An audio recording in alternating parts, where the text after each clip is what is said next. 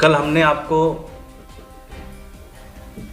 एक पूरे प्रूफ के माध्यम से हमने आपको दिखाया कि किस तरह से भारतीय जनता पार्टी दिल्ली के ज़मीनों पर एक तरीके से कब्जा कर रही है, दिल्ली वालों की ज़मीनों को बेच रही है और दिल्ली वालों की ज़मीनों को अपने ही पार्टी के नेताओं के बीच में बेच रही है।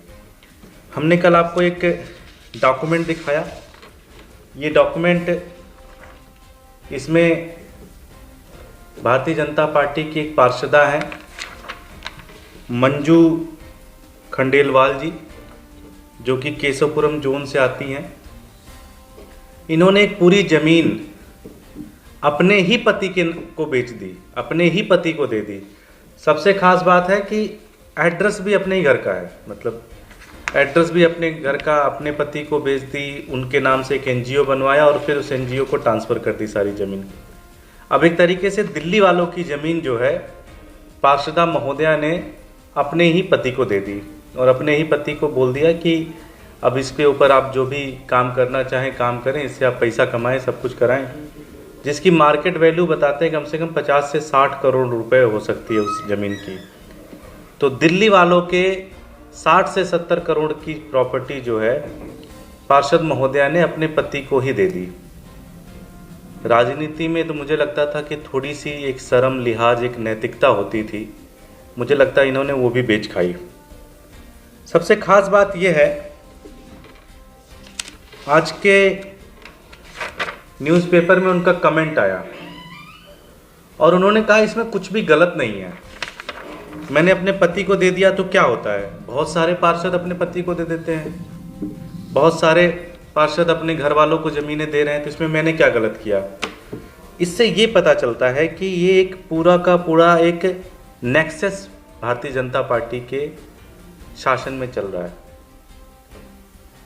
पूरा का पूरा। जैसे मैंने कल बताया कि बहुत सारी ज़मीनें हैं जिससे पिछले 5 से 6 महीने के अंदर प्रस्ताव लाकर एमसीडी बेचने का प्रस्ताव ला रही है। जैसे गांधी मैदान की पार्किंग है, कुतुब रोड पार्किंग है, novelty cinema, Naniwala Bagh, Motinagar shopping complex, Sanjay Gandhi transport Nagar का जो पूरा का पूरा प्लॉट है, शालीमार बाग का स्कूल है, यहाँ पे आप चले जाएंगे करोल बाग के अंदर जो स्कूल है उसको बेच रहे हैं, टाउन हॉल की बिल्डिंग, अस्पताल की बिल्डिंग, अस्पताल की पार्किंग, इस तरह की लगभग 50 से 100 बड़ी बड़ी ज़मीनें जिसकी मार्केट वैल्यू कम से कम करोड़ों में होगी, उन सारी ज़मीनों को बेचने का ये प्रस्ताव लेके आ रहा है। इन्होंने तरीका बड़ा इंटरेस्टिंग निकाला। ये कहते हैं कि हम किसी एनजीओ को दे रहे हैं और वो एनजीओ किसी भारतीय जनता पार्टी के नेता का या तो डायरेक्ट या इनडायरेक्ट एक तरीके से वो फ्रंट होता है और उसके माध्यम से ये ज़मीनों पे कब्जा करने का पूरा प्लान किया जा रहा है। ये पत्र 16 दिसंबर 2021 को लिखा गया, मतलब लगभग 45 दिन हो गए इसको ऑर्डर को हुए, असिस्टेंट कमिश्नर साहब ने इसको ऑर्डर किए हुए। मैं सीधा प्रश्न आदेश गुप्ता जी जो कि भारतीय जनता पार्टी के प्रदेश अध्यक्ष हैं, उनसे मैं पूछना चाहता हूं कि 45 दिन हो गया, खुद आपकी पार्षदा अपने पति को जमीन दे रही है, आपको लगता नहीं कि आपको शर्म आनी चाहिए? आपको लगता नहीं कि ये गलत है? आपको लगता नहीं कि ये मॉरली इससे ज्यादा घटियापन नहीं हो सकता इस देश की राजनीति में कि खुद पार्षदा अपने ही पति को दे रही है सारा का सारा जमीन? आपको नहीं लगता कि इसमें कुछ भी गलत है?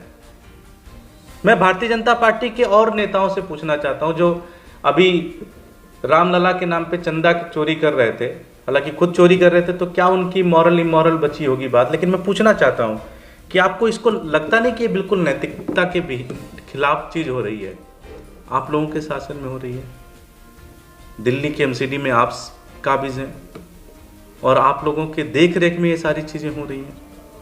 मुझे तो ये लगता है कि अब ये पूरा का पूरा नेक्सस है जो दिल्ली की ज़मीनों को बेचने का और directly indirectly Bharatiya Janata party के नेताओं को देने का एक पूरा का पूरा प्रोग्राम चलाया जा रहा है। और इसके शीर्ष पे मैं बड़ी जिम्मेदारी के साथ कहता हूं कि ऐसा नहीं हो सकता कि कोई भी व्यक्ति 45 दिन से ये खबर है, असिस्टेंट कमिश्नर ने बिना आप लोगों से राय लिए हुए ये किया नहीं होगा। अगर इतनी बड़ी चीज़ उसने की है तो इसका मतलब ये होता है कि आप लोगों की जानकारी में है। तो क्या मैं ये मान के चलूँ आदेश गुप्ता जी कि जो ये दिल्ली को बेचने की जो एक पूरी की पूरी कार्रवाई चल रही है, दिल्ली की ज़मीनों को जो पूरी तरह से बेचने की कार्रवाई चल रही है, क्या ये आपके देख रेख में हो रही है? क्या दिल्ली की जनता ऐसा मान सकती है? क्योंकि आपने तो कोई कार्रवाई की नहीं। 45 दिन से ये हो गया, आपने कोई कार्रवाई नहीं की। दिल्ली की ज़मीनें बेच जा रही हैं, आपका कोई प्रेस स्टेटमेंट नहीं आता। दिल्ली की ज़मीनों को औने पौने दामों पे बेचे जा रहा है, आपका कोई रिस्पॉन्स नहीं आता। नावल्टी सिनेमा बेच दिया गया, आप कोई जवाब नहीं देते।